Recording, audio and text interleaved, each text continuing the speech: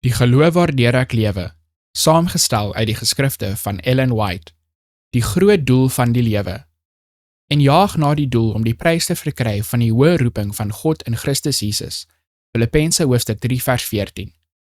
Toe Adam uit die Skepper se hand gekom het, het hy in sy fisiese, verstandelike en geestelike natuur 'n gelykenis aan sy Skepper gedra.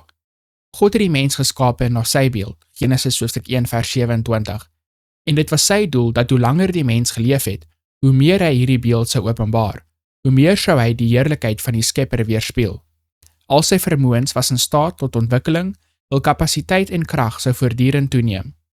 Die ruimte wat vir hul oefening gebied is, was wyd verspreid, die veld wat vir hul navorsing oopgemaak is, glorieryk. Die geheimenisse van die sigbare heelal, die wonders van die volmaakte in kennis, Job hoofstuk 37 vers 16, het die mens se studie genooi. Van aangesig tot aangesig, hart tot hart gemeenskap met sy Skepper was sy hoë voorreg. As hy lojaal aan God gebly het, sou dit alles vir ewig syne gewees het. Deur die ewige eeue sou hy voortgegaan het om nuwe skatte van kennis te bekom, vars bronne van geluk te ontdek en al hoe duideliker begrippe van die wysheid, die krag en die liefde van God te verkry. Meer en meer sou hy die Skepper se heerlikheid weerspieël het. Maar deur ongehoorsaamheid is dit verbeur.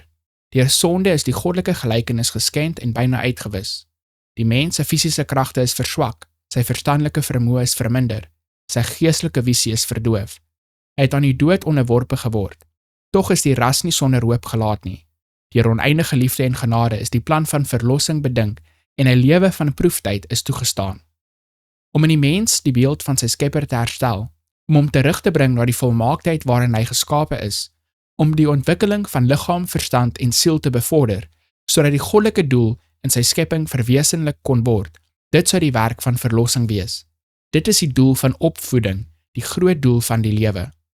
Om Christus te eer, om soos hy te word, om vir hom te werk, is die lewe se hoogste ambisie en sy grootste vreugde.